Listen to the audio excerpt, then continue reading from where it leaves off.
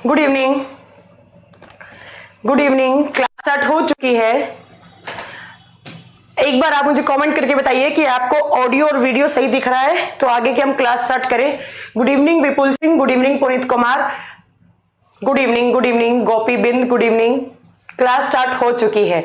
आप लोग लाइव आ जाएं जल्दी से, जो बच्चे लाइव नहीं आए हैं।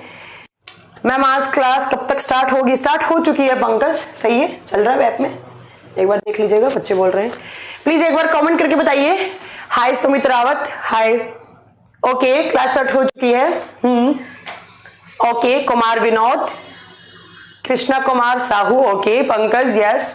एक तो आप लोगों में थोड़ा सा पेशेंस नहीं है, मैंने आपको कल भी बताया था, थोड़ा सा पेशेंस रखना सीखो। आप लोग गवर्नमेंट एम्प्लॉय बनने वाले हो तो थोड़ा सा आप लोग अपना पेशेंस रखें, बचा कर रखें। आज कह रहे हैं मैम आज आपकी 12 से 2 क्लास क्यों नहीं हुई? मैं सच्ची बता रही हूँ, विद्या माता की कसम, मम्मी कसम, आज सुबह मेरा गला इतना खराब था, इस गले से आवाज ही नहीं निकल रही थी। तो मैं अब क्या आकर पढ़ाती ऐसे गले के साथ, इसलिए मैं नहीं, आज 12 से 2 क्लास थी, मैंने कहा मैं क्लास तो लूंगी, क्लास कैंसिल नहीं करवाऊंगी, आप इसको रात में लगा दो। और सिर्फ आप बच्चों का नुकसान ना हो तो मैं भी 9:30 तक मैं भी स्टूडियो में हूं।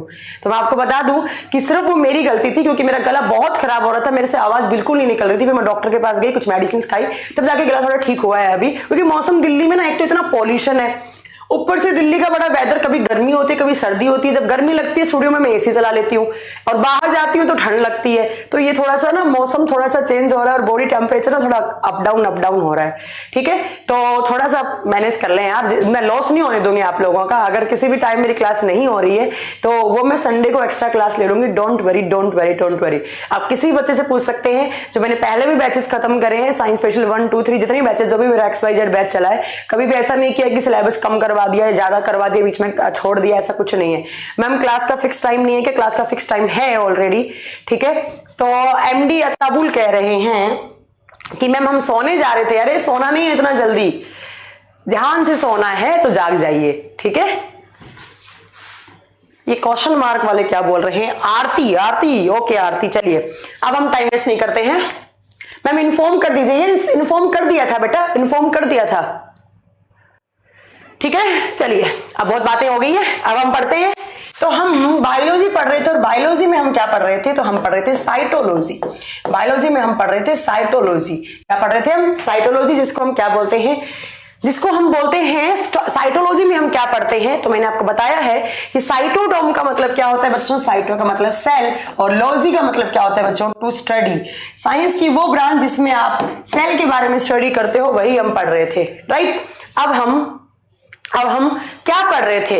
तो मैंने आपको बहुत सारी चीजें पढ़ाई हैं सेल में। मैंने पढ़ाया है कि, अच्छा दिमाग घूम गया था बच्चों का, अच्छा कोई बात नहीं। चलिए मैंने आपको बहुत सारी बातें बताई सेल में कि भाई सेल होता क्या है, और सेल के हम क्या पढ़ रहे थे, हम सेल के कंपोनेंट्स पढ़ रहे थे, ठीक है। सेल के कंपोनेंट्स में हमने क्या क्या पढ़ा? तो मैम आपने पढ़ाया था सेल वॉल होता है, सेल मेम्ब्रेन होता है, न्यूक्लियस होता है, और कुछ न्यूक्लिक एसिड्स होते हैं DNA और RNA की फॉर्म में। इसके बाद आपने क्या पढ़ा? इसके बाद आपने पढ़ा कि मैम सेल के अंदर सेलुलर रेस्पिरेशन का प्रोसेस होता है, जो कहां पर होता है? माइटोकॉन्ड्रिया में होता है।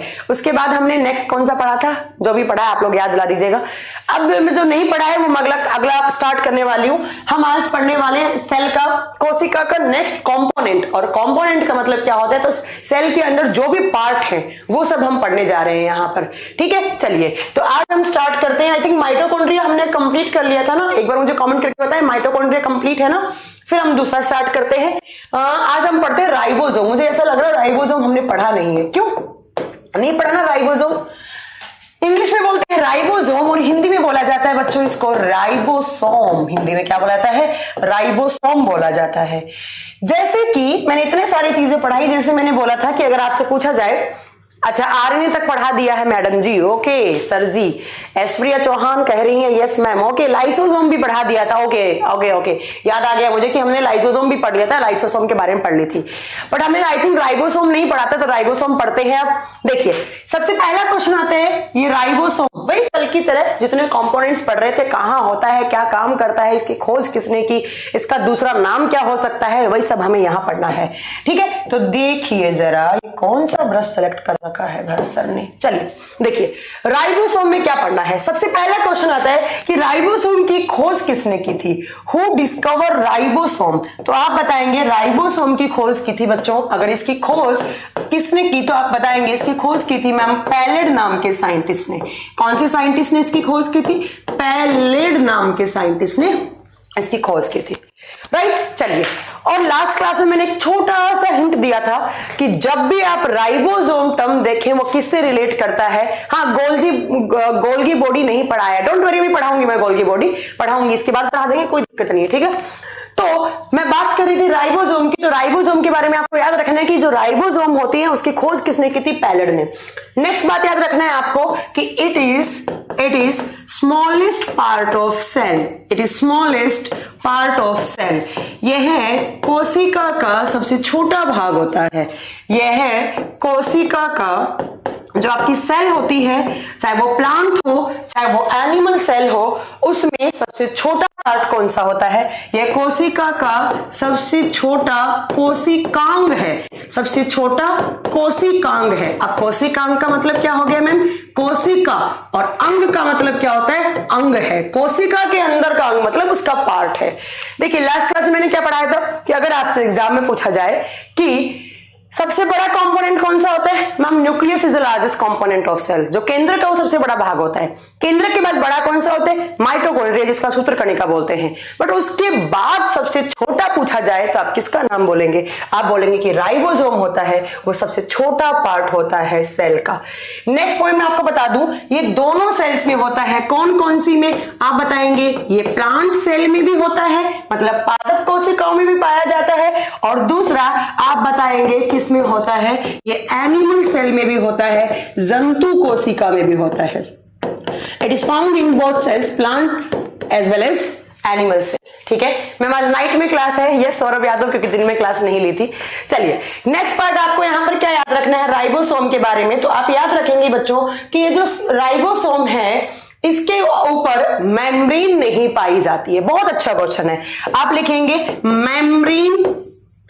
Membrane is absent. क्या लिखेंगे बच्चों, मेम्ब्रेन इज एब्सेंट। क्या नहीं पाई जाती है इसके ऊपर, झिल्ली नहीं पाई जाती है। याद करो लास्ट क्लास मैंने कहा था कि माइटोकॉन्ड्रिया के ऊपर कितनी झिल्लियां होती हैं, मैम माइटोकॉन्ड्रिया के ऊपर 2 झिल्ली होती हैं, है ना। झिल्ली क्या होती है, ऐसे मेम्ब्रेन्स होती हैं। ठीक है, बट अगर मैं राइबोसोम की बात करूं बच्चों, राइबोसोम पर कोई भी मेम्ब्रेन नहीं होती। आपसे एग्जाम में क्वेश्चन कैसे पूछेगा, सेल का वो कौन सा कंपोनेंट है, सेल का वो कौन सा ऑर्गेनेलिज है जिसके ऊपर कोई मेम्ब्रेन नहीं होता है, आप क्या बताएंगे, वो कौन सा है, वो राइबोसोम है, वो राइबोसोम है। राइट, सबसे छोटा पूछे तो भी आप क्या बताएंगे, राइबोसोम। इसका एक और नाम भी होता है, इस राइबोसोम को कहते हैं, इसको कहा जाता है पैलेड ग्रेन्यूल्स, क्योंकि पैलेड नाम के साइंटिस्ट ने क्या की थी, इसकी खोज की थी। तो आपसे पूछे कि इसका अदर नेम क्या है, तो बच्चों आपको बताना है इसके 2 नाम होते हैं, इसके अन्य नाम किस नाम से आपसे एग्जाम में पूछा जा सकता है। Ma'am I think it is more than enough for CGL. Yes Rohit, absolutely you are right. ठीक है, तो अदर नेम, इसके अन्य नाम क्या क्या हो सकते हैं, आप बताएंगे। इसको कहा जाता है पैलेड ग्रेन्यूल्स, पैलेड ग्रेन्यूल्स। अब हिंदी में कोई अलग नाम नहीं बच्चों इसको। पैलेड में खोज की, ग्रेन्यूल्स का मतलब है कण, मतलब पैलेड के कण कहा जाता है इसको। दूसरा इसका नाम होता है बच्चों प्रोटीन फैक्ट्री। कौन सी फैक्ट्री, प्रोटीन फैक्ट्री, और हिंदी में क्या बोलेंगे, प्रोटीन बनाने वाला फैक्ट्री। क्योंकि मैं बता चुकी हूं जब भी आप राइबोसोम टर्म देखेंगे उसका मतलब क्या होता है, वो क्या काम करता है, वो प्रोटीन बनाने का काम करता है, प्रोटीन के सिंथेसिस में हेल्पफुल होता है। याद कीजिए मेरी लास्ट क्लास मैंने लिखवाया था कि प्रोटीन सिंथेसिस का काम कौन करता है, आरएनए। पहला क्या हो गया, आरएनए। दूसरा आप क्या लिखेंगे यहां पर, दूसरा लिखेंगे Saurabh Yadav, I don't know आप क्या लिख रहे हैं, मुझे कुछ समझ में नहीं आया है। ठीक है, तो आप दूसरा लिखेंगे, इसको प्रोटीन बनाने वाला फैक्ट्री राइबोसोम को भी कहा जाता है। नेक्स्ट पॉइंट में आप यहां लिखेंगे कि जो राइबोसोम्स होते हैं, यहां पर राइबोसोम टर्म का मतलब क्या होता है, इसको थोड़ा सा हम ऊपर कर दें। मैंने लिखा कि इनको आप राइबोसोम बोलते हैं। ठीक है, इनको आप क्या बोलते हैं, राइबोसोम बोलते हैं। बच्चों यहां पर राइबो का मतलब क्या होता है? राइबो का मतलब होता है यहां पर डीएनए प्लस प्रोटीन, या यहां पर आरएनए भी लिख सकते हैं आप, एक ही बात है। डीएनए या आप लिख लो न्यूक्लिक एसिड प्लस प्रोटीन लिख सकते हैं आप, ठीक है। सॉरी, राइबो तो आर होगा ना, डी कहां से हो जाएगा। आप लिखेंगे कि यहां पर राइबो टर्म का मतलब होता है आरएनए प्रोटीन्स, आरएनए मतलब प्रोटीन बनाने वाला आरएनए, और जोम का टर्म का मतलब होता है बच्चों बॉडी। कहने का मतलब मैम हमारी सेल के अंदर, हमारी कोशिकाओं के अंदर वो कंपोनेंट जो आरएनए के साथ मिलकर क्या बनाता है? प्रोटीन बनाता है। वो बॉडी, वो एक मैकेनिज्म जो आरएनए प्रोटीन बनाने का काम करता है, वो कौन सा? वो राइबोसोम होता है। वो कौन सा? राइबोसोम होता है। इसके अलावा मैं आपको बता दूं कि ये राइबोसोम जो होता है एक और सेल का कंपोनेंट होता है जिसके अंदर भी होता है। किसके अंदर होता है? इसको स्टार करके अपने कॉपी में लिखिएगा, एज इट इज आपको एग्जाम में पूछा जाएगा कि ये कहां होता है। मैं इसको रेड से लिख रही हूं, रेड पेन से। आप लिखेंगे it is also found in, it is also found in ER। अब मैम ये ER क्या बवाल होता है, अभी पढ़ाएंगे थोड़ी देर में। यह ER में भी पाया जाता है। ER का फुल फॉर्म क्या होता है? आप लिखेंगे endoplasmic reticulum, endoplasmic reticulum. Hindi में इसको कहा जाता है बच्चों अंतःप्रद्रवी जालिका, अंतःप्रद्रवी जालिका। अभी थोड़ी देर के बाद पढ़ाऊंगी कि होता क्या है अंतःप्रद्रवी जालिका। बस आप याद रखेंगे, बहुत बार एग्जाम में क्वेश्चन पूछा गया है। यस, माइटोकॉन्ड्रिया में भी होता है, यू आर राइट।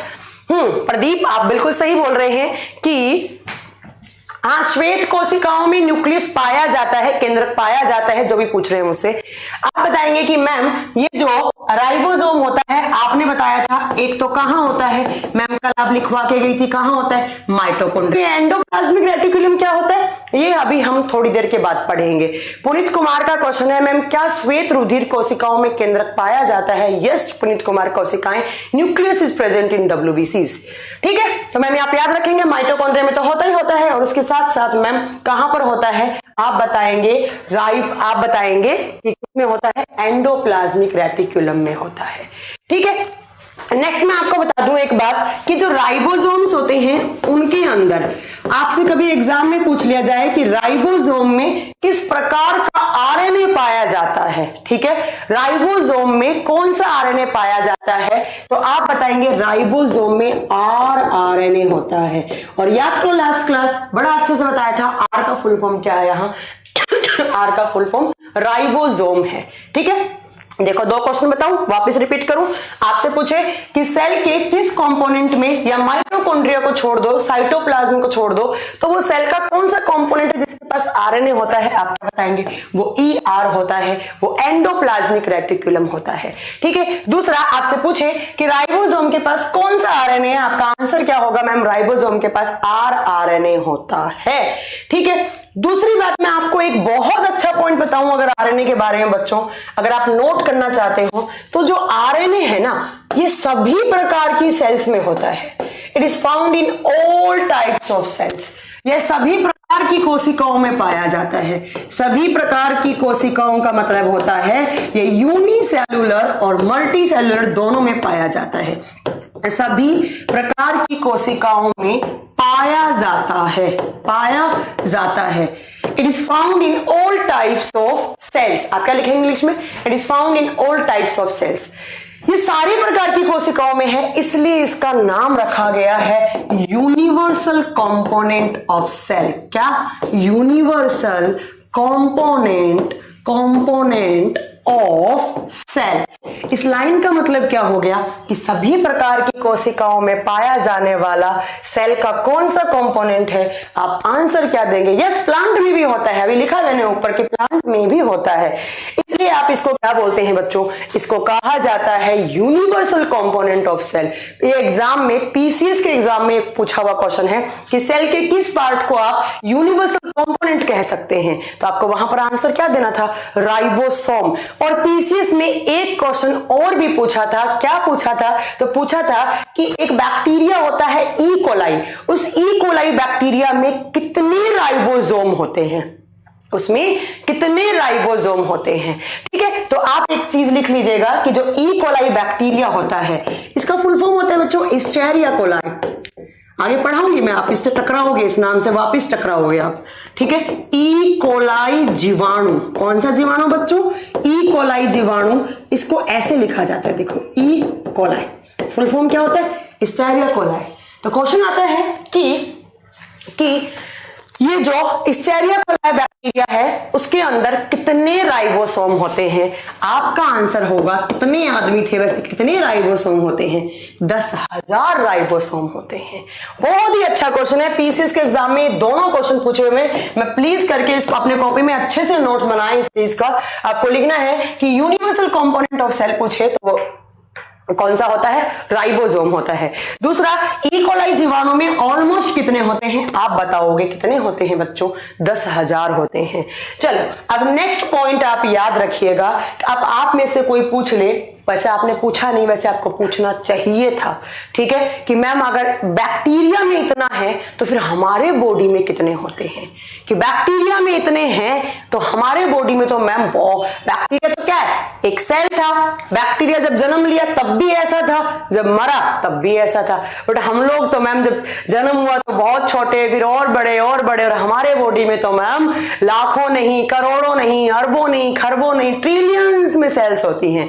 तो मैम हमारे बॉडी में कितने राइबोसोम्स होते हैं? तो आप लिखेंगे इसको स्टार बना के कि हमारे बॉडी में जितनी भी सेल्स हैं उनमें से एक सेल में, पर सेल में कितने मिलियंस होते हैं? आप बताओगे 10 मिलियंस पर cell in mammals. In mammals बच्चों, मैमल्स का मतलब क्या हो गया यहाँ पे? स्तनधारी। क्या मतलब हो गया? स्तनधारी। आप क्या लिखोगे कि स्तनधारियों की कोशिकाओं में एक कोशिका में 10 मिलियन राइबोसोम होते हैं। सोचिए इतने ज्यादा राइबोसोम, ठीक है। यस हमारे बॉडी में रोशन, यस, ठीक है। नेक्स्ट आप याद रखेंगे यहां पर क्या, तो मैं आपको बता दूं ये जो राइबोसोम्स होते हैं इनके टाइप्स होते हैं। वैसे आप इसको टाइप नहीं बोल सकते, इसको आप इसकी यूनिट बोल सकते हैं। टाइप बोलना यहां पे थोड़ा सा गलत हो जाएगा। आप लिखेंगे कि जो राइबोसोम्स हैं, वैसे बुक्स में तो आपको टाइप ही लिखा हुआ मिलेगा, बट ये टाइप नहीं बोल सकते, इसकी यूनिट्स बोल सकते हैं, ठीक है। तो मैं यहां पर टाइप या यूनिट दोनों बोल सकती हूं, टाइप या यूनिट, इसकी इकाई या इसके प्रकार। 2 प्रकार का राइबोसोम होता है, कौन कौन सा आप बताएंगे बच्चों यहां पर? चलो ब्लू से लिखे, चलो लिखे। 2 प्रकार का, एक होता है 70S राइबोसोम, दूसरा होता है बच्चों 80S राइबोसोम। पहली बात तो मैम ये S क्या है? ये S कोई साइंटिस्ट का नाम नहीं है। ये जो S है ये यूनिट होती है और इसको बोलते हैं सैडेबरी यूनिट। कौन सी यूनिट? सैडेबरी यूनिट। अब ये सैडेबरी क्या होता है बच्चों? एक प्रोसेस होता है सेंट्रीफ्यूगेशन का प्रोसेस, जो बायोटेक में पढ़ाया जाता है, यहां नहीं पढ़ाया जाता है। किस राइबोसोम के मॉलिक्यूल को किस रेट से सेंट्रीफ्यूज कर सकते हैं, उसी रेट को सैडेबरी यूनिट कहा जाता है। इसी रेट को सैडेबरी यूनिट कहा जाता है। तो यहां पर आप इतना आप डिटेल में ना पढ़े तो भी चलेगा, कभी पूछा नहीं एग्जाम में, ये तो नीट वगैरह के एग्जाम में आ जाते हैं ऐसा क्वेश्चन। तो आप याद रखिएगा कि जो सैडेबरी है यहां पर वो कोई किसी का नाम नहीं है, या इसकी कोई फुल फॉर्म जो है वो इस राइबोसोम को कितना जल्दी सेंट्रीफ्यूगेज कर सकते हैं उसकी एक काइंड ऑफ यूनिट है, ठीक है। चलिए अब ये 70S राइबोसोम किसमें पाया जाता है और 80S राइबोसोम किसमें पाया जाता है? ये डिफरेंट एग्जाम्स में बहुत बार क्वेश्चन आया है। इनफैक्ट मेरे पास एक पीसीएस के एग्जाम की बुक पड़ी है, मैं इसमें क्वेश्चन दिखाऊंगी अभी आपको। मैं सेल वाला चैप्टर करवा दूंगी ना तो एक दिन हम रैपिड फायर खेलेंगे, ठीक है। मैं आपसे तुरंत क्वेश्चन पूछूंगी सेल के, आप तुरंत मुझे उसके जवाब देना, ठीक है। यहाँ बोर्ड पे नहीं लिखूंगी, इतना टाइम वेस्ट नहीं करेंगे, मैंने पूछा आप आंसर देना, ठीक है। तो देखिए ये जो 70S है ये पाया जाता है बच्चों बैक्टीरियाज में। किसमें पाया जाता है? बैक्टीरिया। और बैक्टीरिया क्या होते हैं आप सब जानते हैं, जीवाणु होते हैं, ठीक है। ये किसमें पाया जाता है? ये पाया जाता है मल्टी सेलुलर सेल्स। किसमें बच्चों? Multi cellular cells. और मल्टी सेलुलर सेल्स क्या होती हैं? बहुकोशिकीय जीवों में या बहुकोशिकीय जीवों की कोशिकाओं में। एग्जाम्पल क्या बताए थे मैम? एग्जाम्पल 2 बताए थे, पहला प्लांट, दूसरा एनिमल। तो आपसे एग्जाम में क्वेश्चन पूछा जाए कि पादपों और जंतुओं की कोशिकाओं में किस प्रकार का राइबोसोम पाया जाता है, आप बताएंगे किस प्रकार का राइबोसोम? 80S प्रकार का राइबोसोम। जीवाणुओं में मैंने कहा ना इसको यूनिवर्सल कंपोनेंट बोलते हैं, बैक्टीरिया में भी होता है, तो आप बताएंगे बैक्टीरियाज में कौन सा होता है? 70S राइबोसोम होता है। अब देखो, अगर आप सीजीएल दे रहे हैं, अगर आप सीपीयू दे रहे हैं, अगर आप एनटीपीसी वगैरह एग्जाम दे रहे हैं, ग्रुप डी दे रहे हैं, ये मोर देन सफिशिएंट है। बट बच्चों अगर आप किसी पीसीएस के, एनपीएससी के लिए, बीपीएससी के लिए आप प्रिपरेशन कर रहे हैं, थोड़ा सा इसको डिटेल में पढ़ना पड़ेगा, मैं बताऊंगी, क्योंकि ये बच्चे यहां पर कुछ पीसीएस वाले भी होंगे, राइट। चलिए, इन दोनों यूनिट को भी आगे आप सब यूनिट्स में डिवाइड करते हैं और ये आपके यहां से क्वेश्चंस बनते हैं पीसीएस के लेवल के क्वेश्चन। आपसे ये पूछेगा, एनडीए सीडीएस में भी थोड़ा अच्छे क्वेश्चन आते हैं। तो देखिए, आपसे अगर आप सीजीएल के एग्जाम पर प्रिपेयर कर रहे हैं, आपसे पूछेगा राइबोसोम कितने टाइप का होता है, किसमें कौन सा होता है। बट अगर आप एनडीए सीडीएस का एग्जाम दे रहे हैं या पीसीएस का एग्जाम दे रहे हैं बच्चों, तो वहां पर आएगा इस 70S की सब यूनिट्स कितनी है और इस 80S की सब यूनिट्स कितनी है, ये आपका क्वेश्चन बनता है बड़ा अच्छा लेवल का। तो देखिए, जो 70S है उसको आगे आप डिवाइड करते हो 50S प्लस 30S। अब कुछ बच्चे मुझे मैथ सिखाएंगे यहाँ पर कि मैम हमने तो पढ़ा है 50 और 30 80 होता है, आपने लिखा है 70। आपको यहाँ मैथ्स नहीं लगानी है, मैथ्स और बायोलॉजी की कभी आपस में नहीं बनती है। जो मैथ्स कहती है उसका जस्ट ऑपोजिट कौन बोलता है? बायोलॉजी बोलता है, ठीक है। तो आपको याद रखना है कि 70 की सब यूनिट होती है, एक 50 एक 30, ठीक है। कैसे जुड़ी हुई होती है आपस में ये यूनिट्स? तो देखो, अगर मैं आपको बताऊं कि आपका राइबोसोम कैसा दिखता है इलेक्ट्रॉन माइक्रोस्कोप पे, तो देखिए, एक छोटी यूनिट दिखेगी, फिर बीच में ऐसा एक वायर सा बना हुआ दिखेगा आपको, फिर आपको दूसरी बड़ी सी यूनिट दिखेगी। कुछ आपका राइबोसोम्स ऐसा सा दिखता है, राइट। तो 50-30, 50-30, ठीक है। अब आता है कि 80S कितनों में डिवाइड होता है? आप बताओगे मैम जो 80S है वो डिवाइड होता है 60S प्लस 40S में, 60S प्लस 40S में, ठीक है। देखिए, अब आप बोलोगे मैम 60 और 40 तो 90 होते हैं, आपने 80 लिखा है। मैंने अगेन बोला है आपको, मैम आप घर चली जाइए, बहुत रात हो गई, कल मिलेंगे, कल पढ़ा दीजिएगा। नहीं देव कुमार, जब मैंने मेरी वजह से, मेरे गले की खराब की वजह से आपकी क्लास कैंसिल हुई, तो मैं पूरा पढ़ा कर जाऊंगी, ठीक है। चलिए, तो आप याद रखेंगे कि 60S और 40S किसमें होता है बच्चों? वो 80S में होता है। कैसे बनेगा? ऐसे, ऊपर वाली छोटी है, छोटी कौन सी है यहाँ पर? 40, ऊपर वाला कौन सा हो जाएगा? ये 40S, ठीक है। चलो, और इसका यहां पर ऐसा ऐसा, ठीक है। तो ये क्या है? ये आपके नीचे वाली कौन सी है? 60S, 60S, right. चलो, ये छोटा वाला राइबोसोम की यूनिट, ये बड़ा वाला राइबोसोम। तो हमारे बॉडी में जो राइबोसोम्स दिखेंगे वो कैसे दिखेंगे? वो ऐसा दिखेगा मैम, है ना। चलो, नेक्स्ट देखो, नेक्स्ट सुनो ध्यान से। मैम आपने ये तो बता दिया कि ये क्या है, ये आपने बताया कि भैया ये ऊपर वाली क्या है, यहाँ पर 30 बनेगी, ये आपकी क्या बनेगी? यहाँ पर 50 बनेगी। ये बीच में तार सा क्या बनाया मैम आपने? ये वायर सा क्या जोड़ा है? ये क्या जोड़ा है? और यही आपका पीसीएस के लेवल का क्वेश्चन बन जाता है। यही आपके पीसीएस के लेवल का क्वेश्चन बन जाता है कि आया मैम ने, ये वायर नहीं, ये है बच्चों mRNA। कौन सा RNA? mRNA, messenger RNA। आपसे एग्जाम में क्वेश्चन पूछा जाएगा, राइबोसोम की 2 यूनिट आपस में कौन से RNA से जुड़ी हुई होती हैं? आप क्या बताएंगे? कौन सा RNA है यहाँ पर? mRNA। बताओ, कुछ डाउट है? इसको स्टार कर लेना, जो बच्चा बीपीएससी एमपीएससी देने जा रहा है पक्का ऐसा क्वेश्चन मिलेगा, ठीक है। चलिए, अब ऐसे राइबोसोम जो mRNA के थ्रू कनेक्टेड होते हैं, उनका साइंस में एक नाम और होता है, उसका नाम, इन राइबोसोम्स को बोलते हैं पॉलीसोम्स। बड़ा अच्छा क्वेश्चन बना, यूपीएससी लेवल का बड़ा अच्छा क्वेश्चन है। पॉलीसोम्स, पॉलीसोम बोलते हैं। क्या कहा मैंने? कुछ समझ में आया? वापिस समझो। मैंने कहा भैया जो राइबोसोम है उसको 2 यूनिट में डिवाइड करते हैं, ऊपर छोटे वाला होता है, नीचे बड़ा वाला होता है, बीच में एक तार सा बना होता है, और वो तार कौन सा होता है? mRNA। और ऐसा राइबोसोम जिसकी दोनों यूनिट mRNA के थ्रू कनेक्टेड होती हैं, these kinds of ribosomes are known as polysomes। कभी भी एग्जाम में आपके पास क्वेश्चन आ जाए व्हाट इज पोलीसोम या अनदर नेम ऑफ राइबोसोम, क्या आंसर करेंगे वहां पर? पोलीसोम। कुछ समझ में आ रहा है भैया? ठीक है, क्या बोलेंगे इसको? पॉलीजोम बोलेंगे। ठीक है, अब सुनो दूसरी बात, ये जो पॉलीजोम है इसको कहा जाता है functional unit of protein synthesis. क्या कहा जाता है ma'am? Functional unit of protein synthesis. क्या मतलब हो गया मैम? क्या मतलब हो गया? तो जरा सुनो क्या मतलब हो गया। प्रोटीन के संश्लेषण के लिए,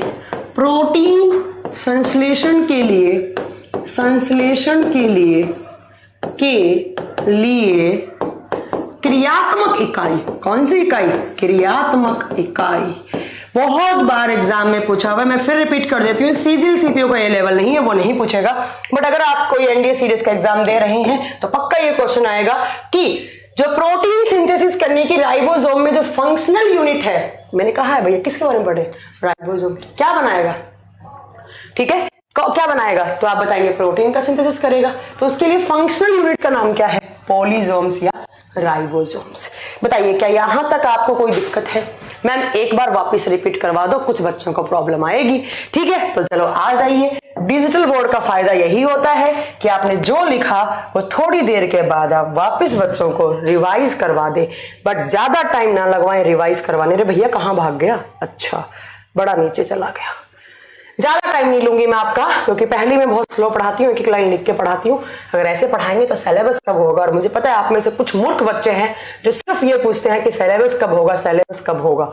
उनको कोई पढ़ाई लिखाई से मतलब नहीं होता है, बस उनको सिलेबस खत्म करना होता है। चलो आओ एक एक बार। अब हम लेंगे ब्लैक पेन। सुनो ध्यान से, एग्जाम में क्वेश्चन कैसे आएंगे। मैम गंध की पहचान करने वाली झिल्ली कौन सी होती है? अरे सब बताएंगे उत्तम, रुक जाओ। ठीक है, चलिए देखा, पहला है राइबोसोम। हमने क्या पढ़ा? हमने राइबोसोम पढ़ा। राइबोसोम की खोज किसने की? पैलेड ने। कितने नंबर का क्वेश्चन? पहला क्वेश्चन। दूसरा पूछे सेल का कौन सा कंपोनेंट सबसे छोटा होता है? राइबोसोम। 2 question clear. तीसरा आपसे पूछे कि सारी सेल्स में पाए जाने वाला वो सेल का कौन सा कंपोनेंट है जो सब सेल में होता है? कौन सा? राइबोसोम। तीसरा क्वेश्चन। चौथा, वो कौन सा कंपोनेंट है? ये क्वेश्चन चल रहे हैं आपके, ठीक है, आपसे क्वेश्चन पूछा जाए कि वो कौन सा कंपोनेंट है जिसके ऊपर मेम्ब्रेन नहीं होती, झिल्ली नहीं होती, आपका आंसर क्या होगा? राइबोसोम। 4 क्वेश्चन। 5वां सुनिए जरा, राइबोसोम के अदर नेम क्या होते हैं? किस किस नाम से आप राइबोसोम को बुला सकते हैं? मैम 5वां क्वेश्चन, राइबोसोम को पैलेट ग्रेन्यूल्स भी कह सकते हैं, राइबोसोम को प्रोटीन बनाने वाला फैक्ट्री भी कह सकते हैं। राइबोसोम में राइबोटोम का मतलब होता है बच्चों आरएनए प्लस प्रोटीन, जोम का मतलब होता है बॉडी, वो बॉडी जो प्रोटीन बनाती है वो राइबोसोम कहलाती है। चलिए नेक्स्ट पॉइंट, आपसे पूछा जाए राइबोसोम कहां कहां होता है? ठीक है, चलो आप बताएंगे, ठीक है, आप बताएंगे कि जो राइबोसोम्स होता है वो कहां कहां होता है। एक तो वो माइटोकॉन्ड्रिया में होता है, दूसरा वो किस में होता है? आप बताएंगे एंडोप्लाज्मिक रेटिकुलम में होता है। अब ये क्या होता है वो बाद की बात है, पढ़ेंगे कि करके सारा। नेक्स्ट आप बताएंगे कि राइबोसोम के पास कौन सा आरएनए होता है? आप बताएंगे आरआरएनए होता है। बट मैम राइबोसोम की दोनों यूनिट्स होती हैं, वो बीच में किस आरएनए से जुड़ती हैं? एमआरएनए से। ठीक है, नेक्स्ट देखिएगा, मैंने यहाँ पे क्वेश्चन पॉइंट लिखा है कि राइबोसोम सब में पाया जाता है, इसलिए यूनिवर्सल कंपोनेंट ऑफ सेल होता है। मैंने बोला राइबोसोम बैक्टीरिया में भी होता है, और एक बैक्टीरिया ऐसा है जिसके अंदर 10,000 राइबोसोम्स होते हैं, उसका नाम क्या होता है? ई कोलाई या एस्चेरिया कोलाई बैक्टीरिया। कभी पूछ ले एग्जाम में किस बैक्टीरिया में सबसे ज्यादा राइबोसोम होते हैं, नाम क्या आएगा उसका? E coli. हमारी सेल्स में कितना है? ठीक है, हमारी सेल्स में कितने होते हैं? एक सेल में आप ऑलमोस्ट 10 मिलियन। ठीक है बच्चों, चलो नेक्स्ट मैम, राइबोसोम के टाइप्स या यूनिट्स कितनी होती हैं? आप बोलेंगे 2, कौन कौन सी मैम? एक 70S और दूसरा कौन सा मैम? 80S। ठीक है, बट मैम ये यूनिट्स नहीं बोल, ये आप टाइप्स नहीं बोल सकते, आप बोलिए यूनिट्स की फॉर्म में होती है, थोड़ा अच्छा लगेगा। ठीक है, चलिए आपसे पूछे हमारे बॉडी में कौन सा होता है, आपका आंसर क्या आएगा? 80S। 80 की कितनी? 60-40। कौन से आरएनए के थ्रू? एमआरएनए के थ्रू। 70S किसमें होता है? बैक्टीरियाज में। कितना? 50-30।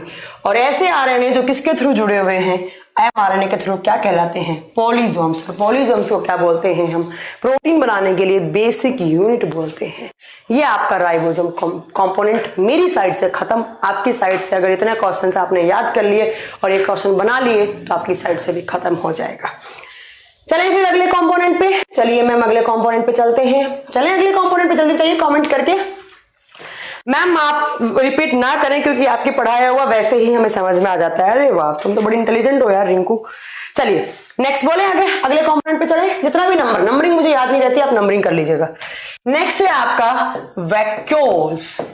कौन सा है?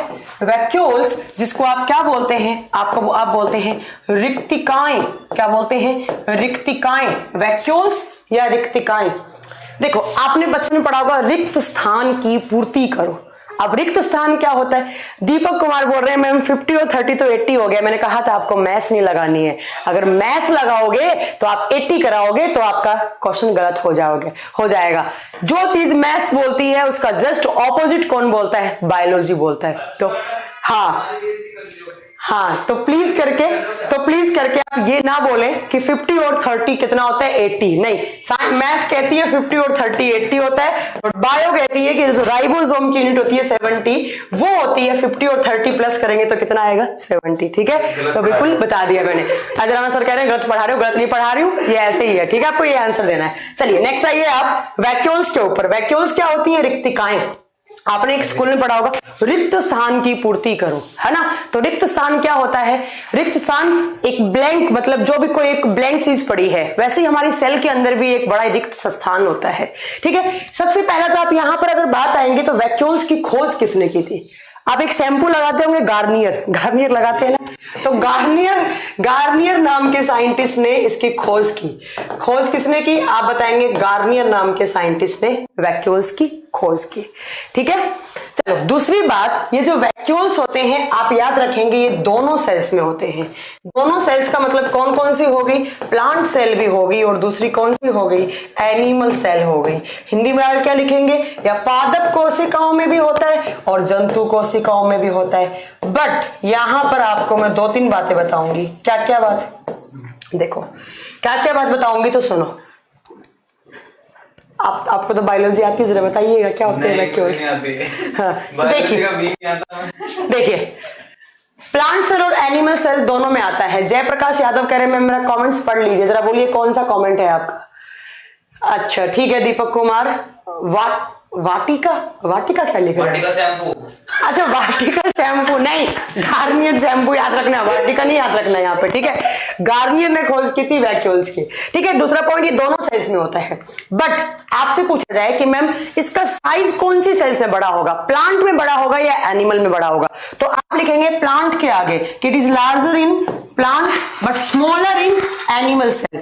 पादप कोशिकाओं में इसका आकार बड़ा होता है, जबकि जंतु कोशिकाओं में इसका आकार कैसा होता है? छोटा होता है।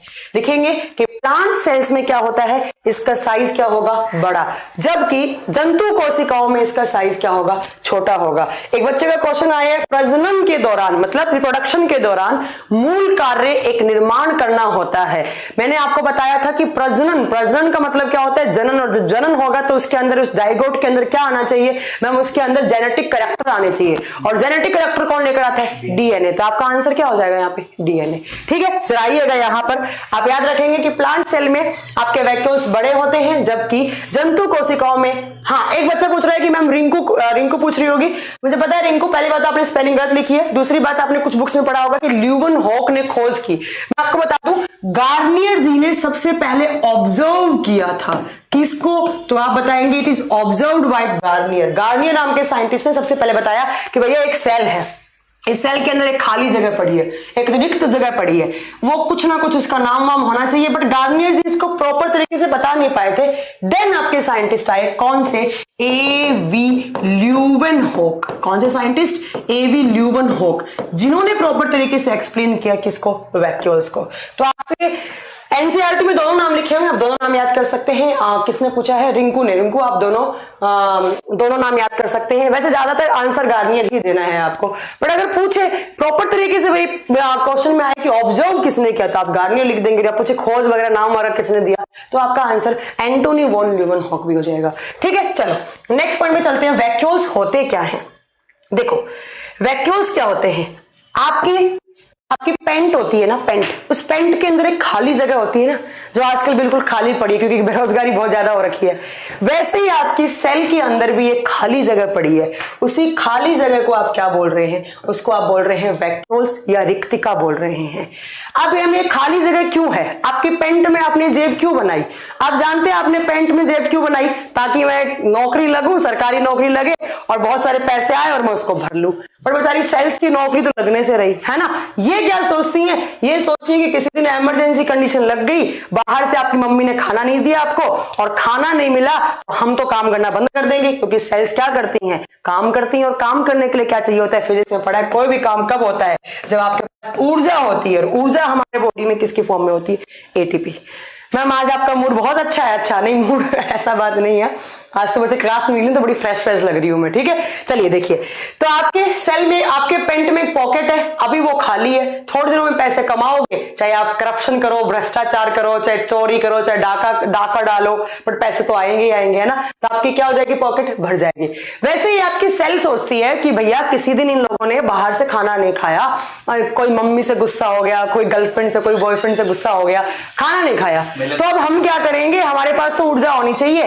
तो ये सेल्स बड़ी चालाक होती हैं, ये पहले से ही अपने पास एक एम्प्टी स्पेस रखती हैं। और जब इनको लगेगा कि बाहर से कुछ इमरजेंसी कंडीशंस लगने वाली हैं, तो क्या हो जाएगा? तो आप क्या करेंगे? तो आप क्या करेंगे कि आपकी सेल्स क्या करेंगी? इसके अंदर चीजें क्या कर लेंगी? स्टोर कर लेंगी। तो आप ये कहना चाह रही हैं कि मैम हम इसको पॉकेट ऑफ सेल बोल सकते हैं। यस, बिल्कुल बोल सकते हैं। एक जेब है हमारी सेल के अंदर। तो आपसे एग्जाम में पूछा जाए सेल के कौन से कंपोनेंट को पॉकेट ऑफ सेल कहा जाता है, आप आंसर क्या देंगे? वैक्यूल्स को कहा जाता है। अब इसके अंदर क्या होता है? तो आपकी सेल्स क्या करती हैं? इसके अंदर क्या क्या चीजें स्टोर कर लेती हैं आपकी सेल्स? इसके अंदर आपके ऑर्गेनिक कंपाउंड। अभी ऑर्गेनिक कंपाउंड क्या होते हैं सब जानते हैं आप। ऑर्गेनिक कंपाउंड क्या होते हैं? कार्बोहाइड्रेट, प्रोटीन्स, फैट, जिनसे आपको एनर्जी मिल रही है। ठीक है, चलिए, तो ये क्या करती हैं? ये ऑर्गेनिक कंपाउंड को स्टोर कर लेती हैं। हिंदी में क्या लिखेंगे? ये कार्बनिक पदार्थों का संग्रहण कर लेती हैं। और कार्बनिक पदार्थों से क्या मिलती है? ऊर्जा मिलती है। प्लस मैम पानी भी तो चाहिए, कभी आपने पानी नहीं पिया तो क्या हो जाएगा? ठीक है, तो जब पानी, तो ये क्या करती हैं? पहले से पानी को भी स्टोर कर लेती हैं। तो आपसे एग्जाम में क्वेश्चन पूछा जाए कि सेल का वो कौन सा कंपोनेंट है जो पहले से ही इमरजेंसी कंडीशन लगने से पहले ही वो क्या कर लेता है? वो ऑर्गेनिक कंपाउंड्स और पानी को स्टोर कर लेता है। पहले खाली था, जैसे आपकी जेब खाली है, जब आपकी नौकरी लग गई, इसकी भी नौकरी लग गई, तो इसने क्या स्टोर कर लिया? उसने ऑर्गेनिक कंपाउंड प्लस पानी। एग्जाम में क्वेश्चन आएगा सेल का वो कौन सा कंपोनेंट है जिसके पास एनर्जी कंपाउंड्स होते हैं? मैम इसको रसधानी भी नाम बोलते हैं। अरे आऊंगे भी, रुक जाओ यार, चुल मत मचाओ। ठीक है, बताएंगे रसधानी क्या होता है, वो बताएंगे। रसधानी थोड़ा सा अलग चीज होता है बच्चों, होता है इसके अंदर ही है। अब इसके अंदर ग्लूकोज भी होता है, याद रखिएगा। तो पूछ रहे ग्लूकोज कहां होता है, तो अभी आपके बताएंगे वैक्यूल्स के अंदर होता है। अब मैं आपको बता दूं, एक बच्चे का डाउट आया है जो एक जेन्युइन सा डाउट है, पर जरा ध्यान से सुनिएगा कि रसधानी क्या होता है। एक बच्चे ने पूछा है कि मैम रसधानी क्या होता है। वैक्यूल से ही रिलेट करता है ये रसधानी। एक्चुअली इस वैक्यूल्स की कैसी स्ट्रक्चर होती है मैं बताऊं तो इसके बीच में ऐसा सा, ये वैक्यूल है, इस पूरे बोर्ड को आप सेल मान लो, ये पूरा बोर्ड है, एक कोशिका है, इसके अंदर एक ये वैक्यूल है, इसके अंदर एक लिक्विड जैसी एक अलग से रसधानी बनी हुई होती है जिसको आप बोलते हैं सेल सेप। एक्चुअली इसको रसधानी कहा जाता है। इसके अंदर क्या है? रस है, मतलब रस का मतलब है इसके अंदर ग्लूकोज वगैरह है, ऑर्गेनिक कंपाउंड्स वगैरह हैं। ठीक है बच्चा, तो रसधानी वैक्यूल्स के अंदर ही होता है, एक और छोटी जगह जिसके अंदर सेल का सेप रहता है। सेल के अंदर जो भी आपके लिक्विड चीजें होती हैं वो रहती हैं। नेक्स्ट मैं बता दूं, आप याद रखेंगे कि वैक्यूल के ऊपर मेम्ब्रेन पाई जाती है। वैक्यूल के ऊपर क्या होती है, मेम्ब्रेन होती है, झिल्ली होती है। बट इस झिल्ली का नाम दिया हुआ है यहां पर, और यही आपसे नाम पूछा जाएगा बच्चों कि जो वैक्यूल है, जो रिक्तिकाएं हैं उसके बाहर जो झिल्ली होती है उसका नाम क्या होता है। आप बताएंगे उसको टोनोप्लास्ट बोलते हैं। इस मेम्ब्रेन का नाम क्या है बच्चों, टोनोप्लास्ट। क्या नाम है, टोनोप्लास्ट। अब एग्जामिनर ना थोड़े से पागल होते हैं, वो कुछ भी पूछ लेते हैं, मुझे टोनोप्लास्ट कहां होता है, तो आप क्या बताएंगे, ठीक है, तो आप क्या बताएंगे, आप बताएंगे कि वो वैक्यूल्स के अंदर होता है। रसधानी कहां होता है, जो सेल के अंदर जो सैक होता है उसी को बोलते हैं। अब मैं आपको एक बात बता दूं कि जब हमारी सेल्स बनना स्टार्ट होती हैं, इमैच्योर होती हैं। इमैच्योर क्या होता है, मतलब मैम आप गाना सुनाना, गाना गाना नहीं आता मुझे, मेरी आवाज मुझे बहुत गंदी लगती है, ठीक है। चलिए देखो, एक इमैच्योर सेल है। इमैच्योर का मतलब क्या है, ऐसी सेल मैम जो मैच्योर नहीं हुई है। क्या है, जो अपरिपक्व सेल है, अपरिपक्व सेल है, ठीक है। अपरिपक्व कोशिका में ये वैक्यूल्स बहुत ज्यादा होते हैं। मान लो एक सेल है, ये मैच्योर नहीं हुई बेचारी, नई बनी है, ठीक है। तो क्या होगा मैम, कोशिका का कंकाल तंत्र किसका बना हुआ होता है, अरे रुक जाओ यार दीपक, सब बताएंगे यार। तो इसके अंदर ऐसे छोटे छोटे बहुत सारे वैक्यूल्स होते हैं। बट जब ये सेल मैच्योर हो जाती है ना बच्चों, मैच्योर का मतलब क्या है, वो पक गई है ना, वो पक गई, मतलब पकी हुई सेल या मैच्योर सेल। तो ये जो छोटे छोटे वैक्यूल्स हैं वो आपस में जुड़कर बड़े बड़े वैक्यूल्स बना लेते हैं। ऐसे नंबर में कम होंगे बट साइज में क्या होंगे, बड़े। तो एक बार मुझे अच्छे से याद है कि पीसीएस के एग्जाम में क्वेश्चन आया था कि कौन सी सेल्स में वैक्यूल्स का नंबर ज्यादा होगा। वहां पर मतलब लैंग्वेज थी न्यूबॉर्न सेल्स, या लैंग्वेज थी इमैच्योर सेल्स या मैच्योर सेल्स। तो आप क्या बताएंगे, आप बताएंगे कि मैम ऐसी सेल्स जो मैच्योर नहीं है उनमें बहुत ज्यादा होते हैं, बट जो मैच्योर होती है तो वो आपस में जुड़कर नंबर में कम हो जाते हैं, क्या, वैक्यूल्स। अब मैं आपको एक बात बताऊं, चलो सुनो, वैक्यूल्स ना प्लांट में भी होते हैं, एनिमल में भी होते हैं, प्लांट सेल में भी होते हैं, एनिमल सेल में भी होते हैं, प्लस बच्चों में बता दूं ये बैक्टीरिया में भी होते हैं। किसमें होते हैं, ये बैक्टीरिया में भी होते हैं, जीवाणुओं में भी होते हैं। तो आप अपनी बुक्स में क्या, अपने कॉपी में क्या लिखेंगे अच्छा, ल्यूसेंट में रसधानी और वैक्यूल को एक ही दे रखा है। अरे आप ल्यूसेंट को ना एक काम करो, सबसे पहले अगर आपने मेरा बैच ज्वाइन कर रखा है तो सबसे पहले ल्यूसेंट है ना उसको अपनी कबर्ड में रख दो एक साइड, और उसे खोलो ही मत, ठीक है। तो प्लीज करके उसे बिल्कुल खोलो ही मत, ठीक है। चलिए देखिए, यह पादप कोशिकाओं में, जंतु कोशिकाओं में और बैक्टीरिया जीवाणु तीनों में होता है, ठीक है। क्योंकि आजकल जो कंपटीशन, मेरा जो बोलने का, मैं किसी ल्यूसेंट बुक के ऑथर को मैं कुछ गलत नहीं बोल रही हूँ, बुक वो अच्छी है, बट मैं बता दूं आजकल कंपटीशन एग्जाम का लेवल ल्यूसेंट बुक नहीं रहा है, ठीक है। चलिए, तो तीनों में होता है। बट मैं एक बात बता दूं, प्लांट सेल के लिए सबसे ज्यादा नेसेसरी है, ये क्या है, सबसे ज्यादा आवश्यक है। आपसे पूछा जाए वो कौन सा कंपोनेंट है जो प्लांट सेल में तो होना ही होना चाहिए, ठीक है। मैम साइंस की एमसीक्यू बैच ली हूं, ग्रुप डी की एमसीक्यू की बैच ले की नहीं, ले लीजिए। ग्रुप डी के क्वेश्चंस, प्रीवियस ईयर के क्वेश्चंस करवाएंगे उसमें, ठीक है। देखिए जरा, देखिए, तो प्लांट सेल में ये आवश्यक होते हैं।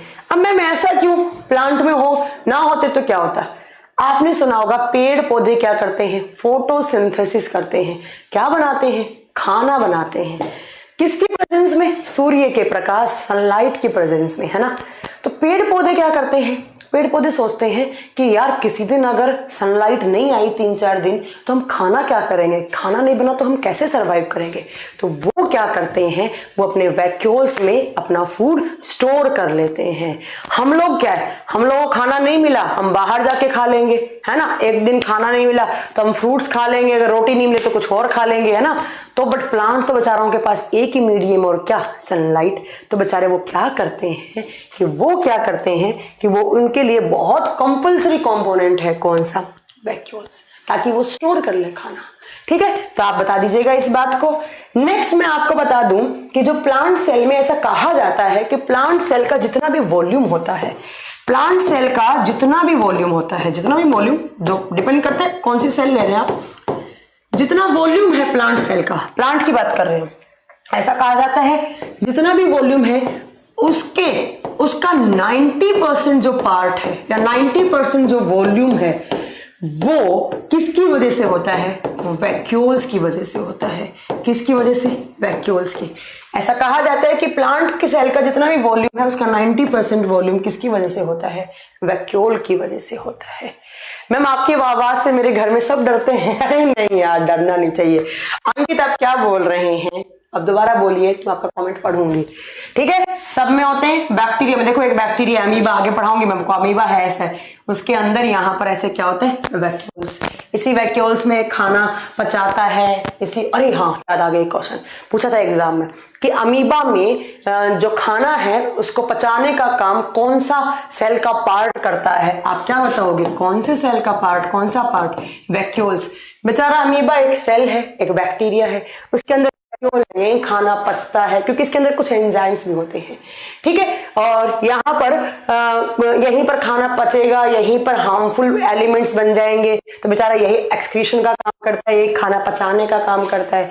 तो एक अच्छा क्वेश्चन और बनवा दिया हमने आपका कि अमीबा में भोजन का पाचन किस पार्ट में होता है? आप क्या बताएंगे? वैक्यूल्स में, रिक्तिकाओं में होता है।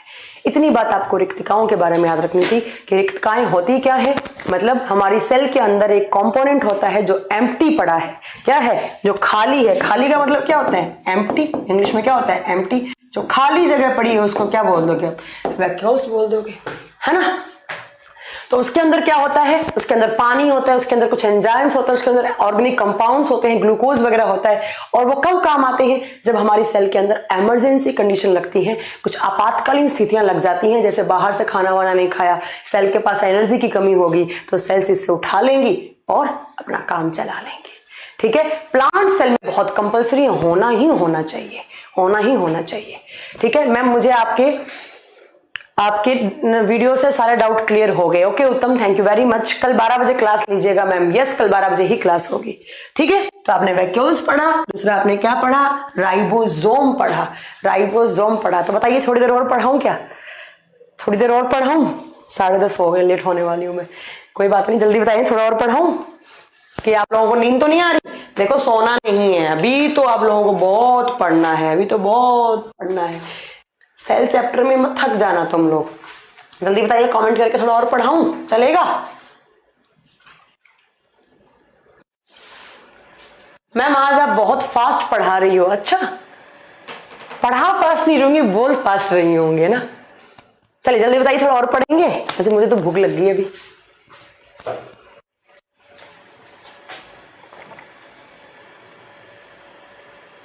बहुत है मैम। मैम आप घर जाइए।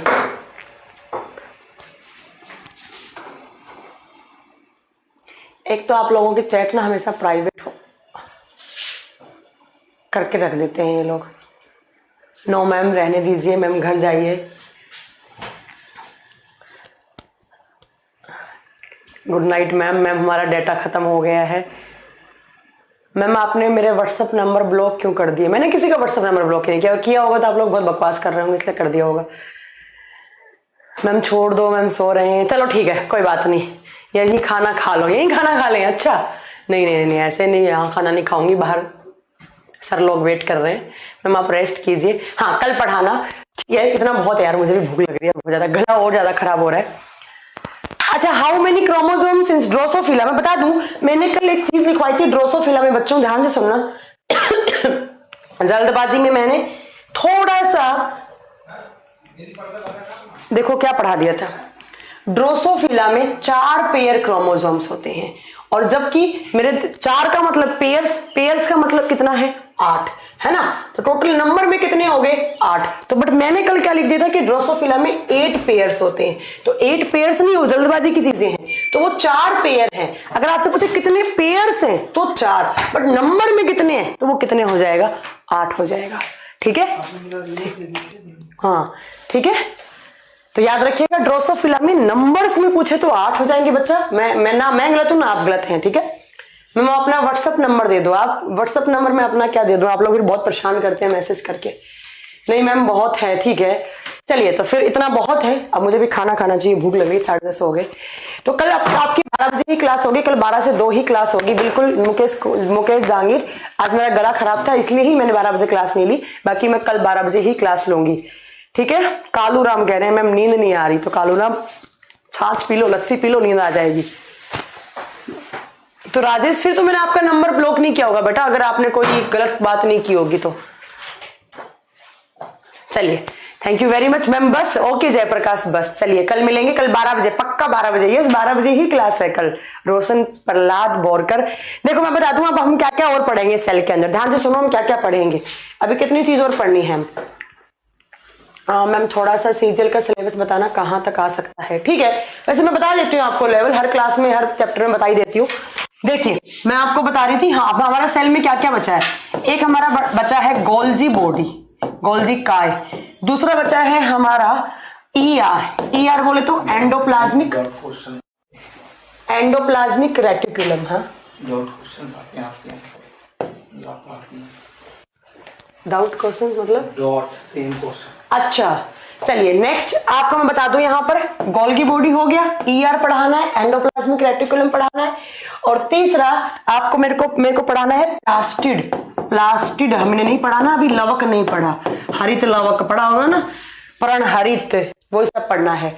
नेक्स्ट सुनो आप यहाँ पर, नेक्स्ट हम पढ़ेंगे यहाँ पर प्लास्टिड के बाद हम क्या पढ़ेंगे, 4 नंबर पे कौन सा बच गया, सेंट्रोजोम्स बच गया आपका, सेंट्रोजोम्स के बारे में पढ़ेंगे, ठीक है। तो ये हम अभी हमारा बचा हुआ है, ठीक है। मुझे पता है कुछ बच्चों के ऊपर से जा रहा होगा, कुछ बच्चों ने आज तक सेल वाला चैप्टर पढ़ा होगा कहीं भी, किसी भी टीचर किसी भी कोचिंग में, तो वहां पर पढ़ा होगा सेल बेसिक यूनिट होती है, सेल के ये भाग होते हैं और खत्म। बट अभी मेरा 5 क्लास 2-2 घंटे की हो चुकी है, अभी तक सेल चैप्टर आपका खत्म नहीं हुआ है। उसके बाद हम पढ़ेंगे सेल डिवीजन। कौन सा डिवीजन, सेल डिवीजन, वो प्रोसेस जिसके थ्रू एक सेल डिवाइड करके नई सेल्स बनाती है ना, वो सब पढ़ेंगे। मैम मैं बिहार, अच्छा चलो थोड़ी सी 5 मिनट बातें करते हैं। ये बताओ आप लोग कहाँ से हो, अभी कहाँ से वीडियो देख रहे हो। टाइम है अभी, रंजीत कह रहे हैं टाइम है, टाइम तो बहुत है बट अपना टाइम आया नहीं है, अपना टाइम भी आएगा बच्चा।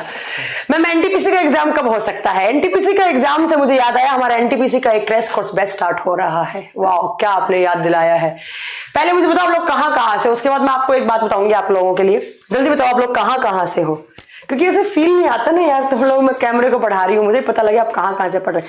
मैम वैक्यूम्स किस प्रकार चार्ज होती हैं, चार्ज मतलब किस प्रकार, चार्ज की मतलब चार्ज तो नहीं कह सकते, उनके अंदर खाना आता है तो वो चार्ज हो जाती है automatically. Ma'am zero order reaction मतलब बता दो, जीरो ऑर्डर मतलब मैं समझी नहीं। अच्छा रिएक्शंस बता दूं, ओके बता दूंगी। अच्छा जयपुर से हैं मैम हम, महाराष्ट्र से कहाँ है वो बताइए, झांसी से। अरे झांसी से एक हमारे साथ भी है महानुभव, इकोनॉमिक्स के बादशाह भरत सर।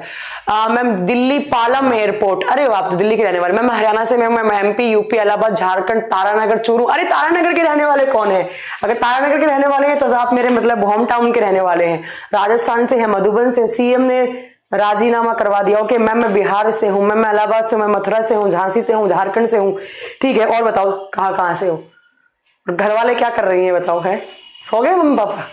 हरियाणा से हूँ मैं, हरियाणा से। मैम प्लीज मेरा नंबर अनब्लॉक कर देना। अरे कर देंगे डोंट वरी। गिर से हूँ, बुलंदशहर से हूँ, हरियाणा से हूँ, बिहार से हूँ।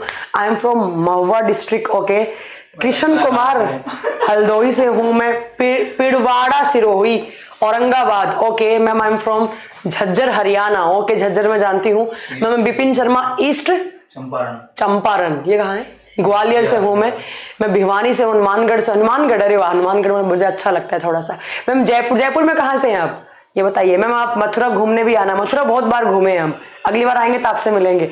मैम मैं हनुमानगढ़ से हूँ, भरनापुर से हूँ। मैम यूपी इलाहाबाद मधुबनी से, ठीक है। मैम आज आपके कपड़े बहुत अच्छे लग रहे हैं। अच्छा कपड़े अच्छे लग रहे हैं मतलब पढ़ाया हुआ अच्छा नहीं लग रहा, कपड़ों में ध्यान जा रहा है तो मेरा चांटा मारूंगी मैं मथुरा से हूँ, मैं सिरोही से हूँ।